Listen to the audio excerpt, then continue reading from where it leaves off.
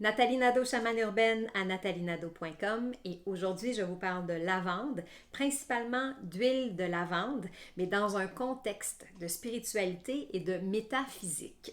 On connaît déjà certaines propriétés de l'huile de lavande comme étant calmante et j'ai été inspirée à utiliser cette huile-là pour travailler sur le champ aurique et pour la purification d'espace principalement.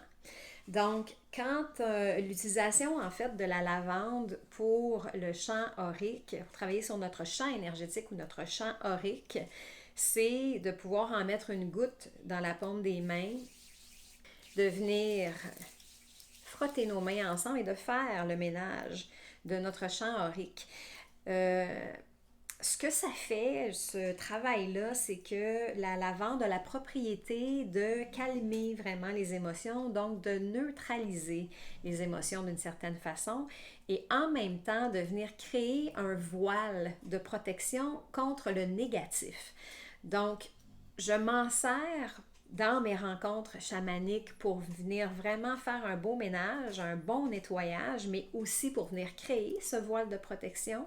Je le recommande à beaucoup de gens aussi quand ils sont face à des situations un peu plus difficiles dans leur vie, soit de se préparer par exemple avant une rencontre importante qui peut les stresser beaucoup ou des fois d'avoir peut-être à confronter certaines situations un peu plus difficiles. Donc, on peut venir faire un balayage de notre champ énergétique et de créer ce voile de protection-là pour nous aider à passer plus facilement à travers la situation, finalement.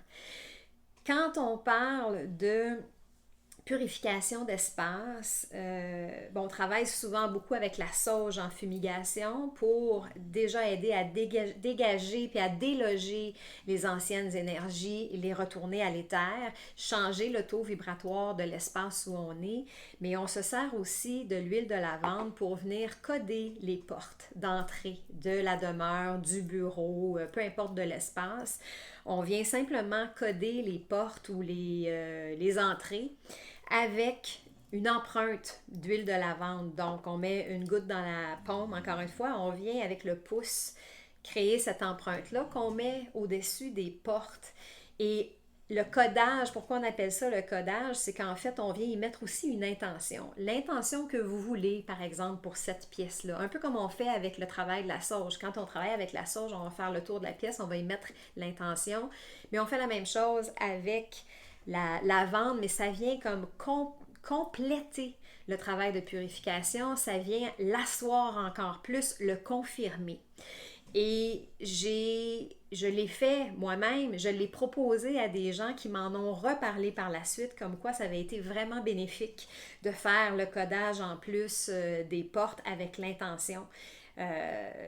Par exemple, si vous codez la porte pour une chambre à coucher, bien, vous allez peut-être y mettre une intention de régénération, de bon sommeil. Bon, peu importe là, ce que vous voulez mettre pour votre chacune des pièces, mais ça, c'est une très bonne façon de travailler avec la lavande aussi. Et comme les propriétés calmantes de la lavande, bien évidemment, de venir faire ce travail-là au niveau du champ énergétique, tout simple, simple, simple, de faire ce balayage vient vraiment aider à libérer les émotions peut-être trop fortes, à neutraliser d'une certaine façon, tout en créant, comme j'expliquais tout à l'heure, un espèce de voile de protection. On vient comme protéger notre bulle d'une certaine façon.